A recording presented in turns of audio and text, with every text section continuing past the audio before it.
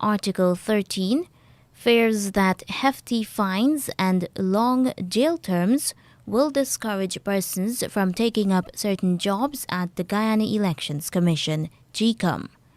Article 13 made known its position about the government's proposed amendments to the Representation of the People Act.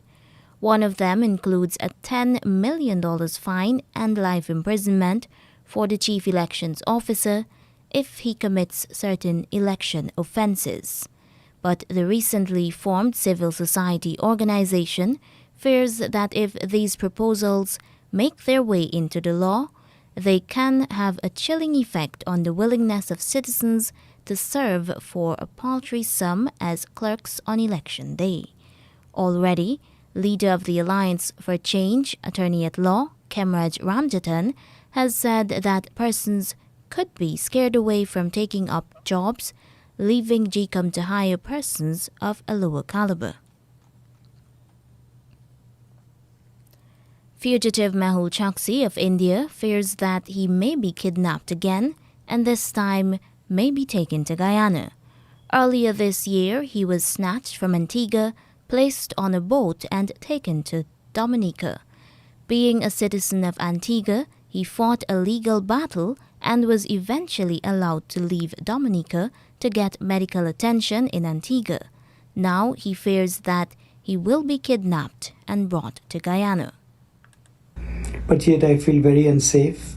As I've been hearing, there is another attempt being made to kidnap me now from Antigua to Guyana, as there is a greater presence of Indians there. They're trying once again, in illegal manner, to kidnap me of where I'm citizen in Antigua, to take me to another Caribbean country, and again to press me away from there to India. Choksi is wanted in India in connection with a multi-million-dollar fraud at the Punjab National Bank. People's National Congress Reform (PNCR) executive member Christopher Jones says the appointment of a new leader and executive of his party will mark the start of campaigning for the next general and regional elections. He was speaking at an outreach meeting in Linden for Aubrey Norton, who is one of 3 candidates vying for the post of leader. Mr. Jones is campaigning for the position of vice chairman of the PNCR. Comrades, these elections for the PNC is essentially the start of the party's election campaign. And every person elected at these Congress is essentially setting that strategic group of individuals who will hit the ground running to get the work done that is necessary. Mr. Jones says he will work exclusively with whoever is elected the next leader of the PNCR to revive his party's youth arm, the Guyana Youth and Student Movement.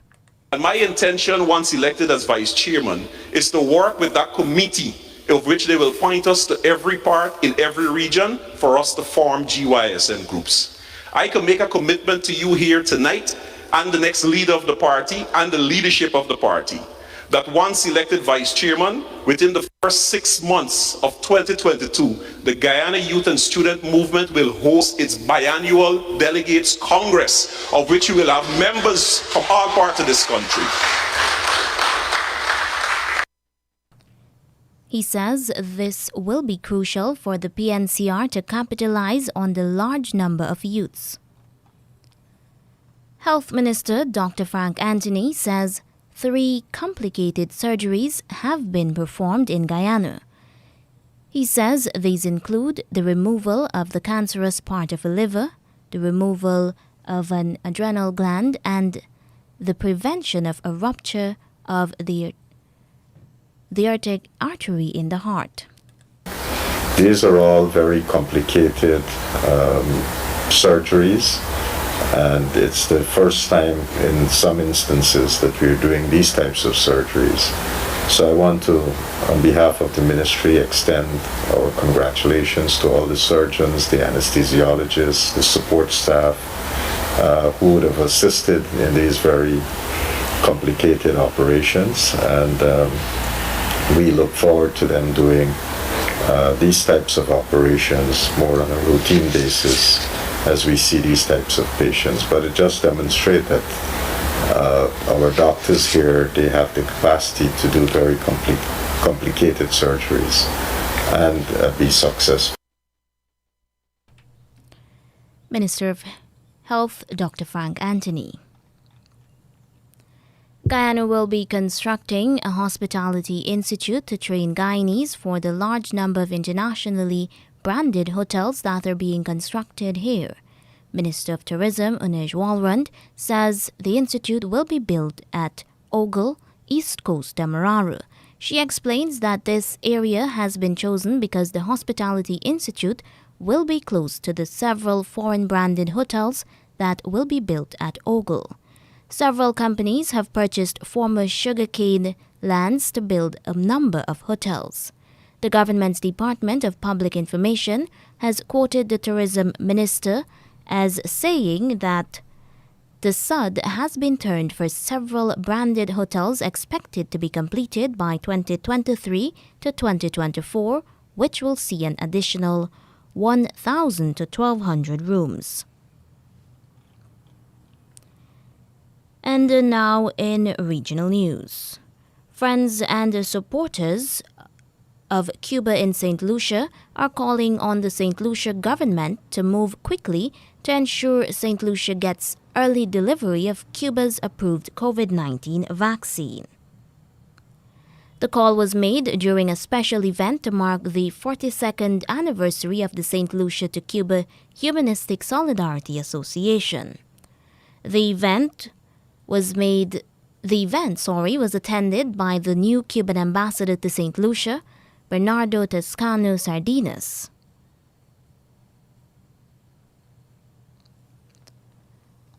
The call for accessing the Cuban vaccines came by way of a resolution from the floor calling on the government to initiate steps to secure the Cuban vaccines, which have been accredited by the World Health Organization.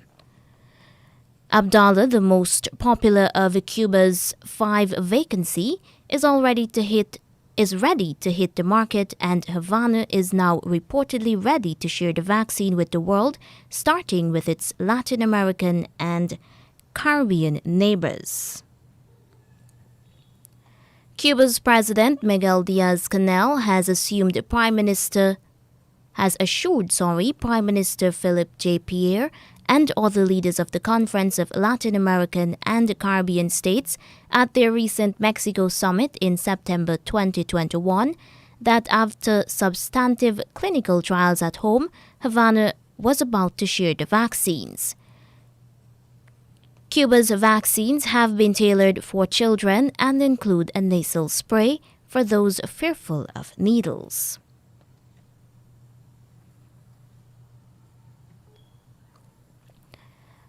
A restructuring of the Department of Culture has seen a new focus being placed on cultural education in the British Virgin Islands. The Culture Minister, Dr. Natalia Wheatley, said the Cultural Education Unit in the department has been playing a massive role in the ministry's push to have Virgin Islands history and culture becoming a staple in the local school curriculum at the 3 levels: primary, secondary, and tertiary. He says a literary arts officer, a performing arts officer, a cultural heritage officer, a visual arts officer, and, of course, a cultural education officer will be employed. Wheatley also noted the Department of Culture had put together a cultural education committee which has curriculum officers from the Ministry of Education. He noted the committee is having an ongoing dialogue on how and when to insert books on Virgin Islands history in the school curriculum, and he is currently waiting on its recommendation before his ministry takes the next step. The Virgin Islands government has taken several steps over the last few years to develop BVI culture and history in the territory. Last year, the government implemented the BVI Culture and Tourism Month, which is celebrated every November. The month is focused heavily on highlighting Virgin Islands culture and spreading awareness across the territory. The month includes activities such as performing arts showcase, a literary arts festival, several workshops on BVI culture and history, and it concludes with the Anegado Lobster Festival. Barbados's first president, Sandra Mason, has called on Barbadians to use the Republican status of their country to carve out a better future. Before Barbados's transition from a constitutional monarchy to republic status early yesterday morning, President Mason was Governor General who represented the Queen of England as head of state. In the Republic of Barbados, we must see ourselves as thought leaders and change agents, actively engaged in the difficult business of nation building, a nation that is characterized by courtesy, harmony, unity, opportunity, equality, economic well-being, empowerment, and respect for each other's differences. Meanwhile, Barbados's Prime Minister, Mia Amor Motley, used the opportunity to announce that globally acclaimed singer Rihanna is now a national hero. My government has the distinct honor of recommending to the President, who has kindly and graciously accepted, that Ambassador Robin Rihanna Fenty tomorrow morning shall have conferred upon her the Order of National Hero of Barbados.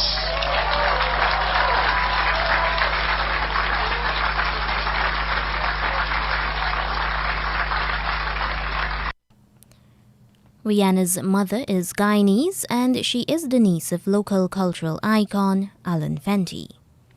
And now for the international news, the latest coming from the BBC World Service. Hello, I'm Moira Alderson with the BBC News. Governments around the world are ramping up coronavirus prevention measures and closely tracking new infections of the Omicron variant as they weigh up its potential threat. In Germany, the rollout of vaccines for children between 5 and 11 years old has been brought forward by a week. In Britain, the Health Secretary Sajid Javid confirmed there were 22 new Omicron cases and he urged people to book booster shots. It is right that we need to learn a lot more about this variant. That's why our strategy is to buy time to assess it. But during that time, we want to build defences, and vaccines still do remain our best wall of defence. It is possible that this new variant makes them less effective. We just don't know that for sure yet. But it's also very likely that they will remain effective in preventing serious disease. And that's why the booster shot is so important.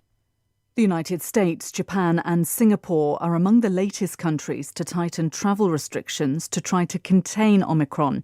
On Tuesday, the UN Health Agency warned against blanket bans, calling them a blunt measure to tackle the situation.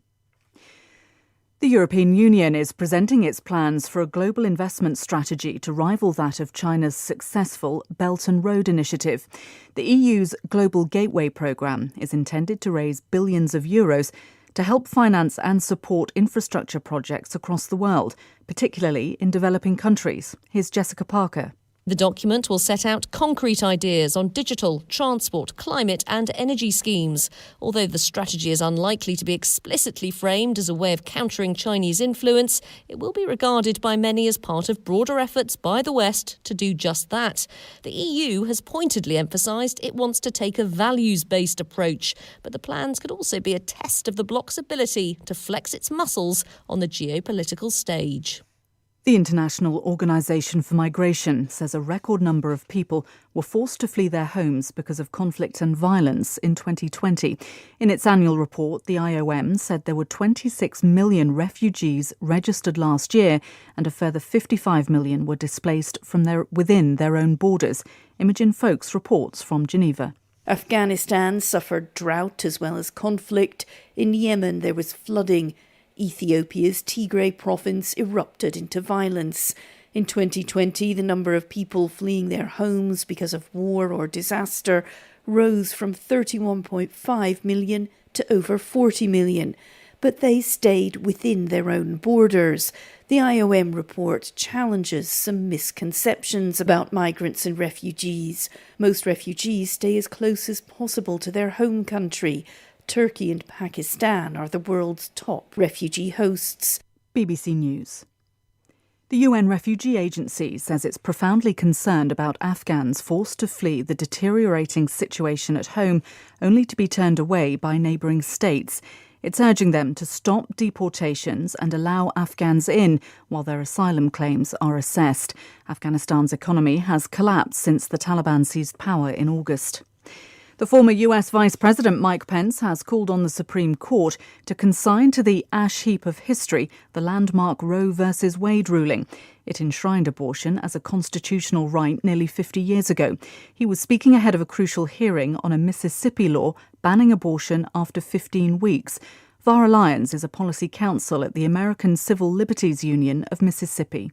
Essentially, Roe would have to be overturned because the precedent you have of Roe v. Wade is that a woman has a right to an abortion pre-viability without undue burden by the state.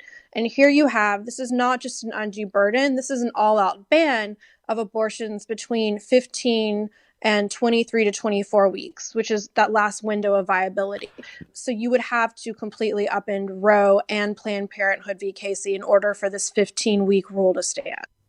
The former Japanese Prime Minister Shinzo Abe has warned that if China attacks Taiwan, Japan and the United States could be drawn into the conflict.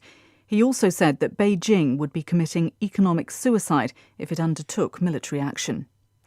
Media reports in Russia say US diplomats who've served at their embassy in Moscow for more than 3 years will have to leave by the end of January. On Saturday, Russia's ambassador in Washington said 27 Russian diplomats and their families were being expelled and would be by the end of next month. Moscow has previously said more than 100 of its diplomats have been forced to leave the US since relations deteriorated. BBC News. The news came to you with the compliments of Eureka Medical Laboratories.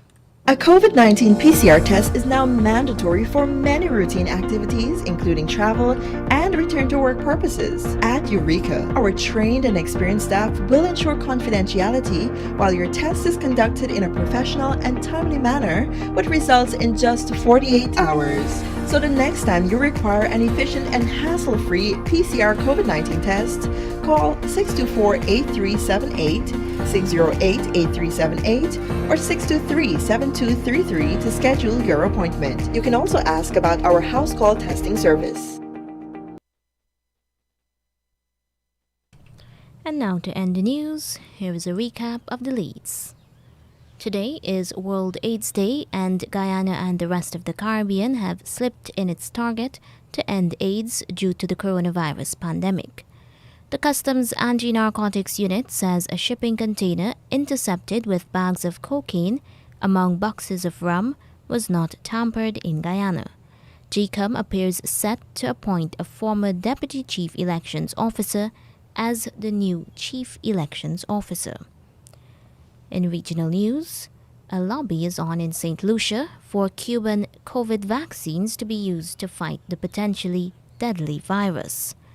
Barbados's first president of the republic is urging her country folk to make republicanism worthwhile. In international news, a top aide to former U.S. President Donald Trump is expected to testify about the Capitol Hill attack. And that's the end of the news.